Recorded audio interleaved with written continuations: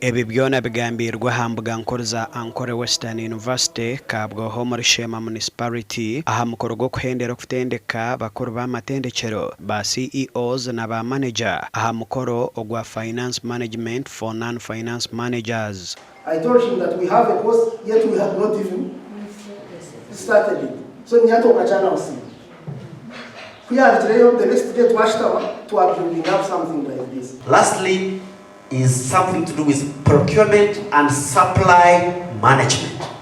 I want to assure you, Mr. Chairman, Mr. Vice Chancellor, in as much as they have completed the financial management and what, a good number of them are heads of institutions. Omubatendekerwe aha mushomogo ebintu byo batugambire. Gitege yitsomere ya finance management ebonire omungeri eiba kusomesamu the packaging ebonire munonga aho kwani practicals teine theory part.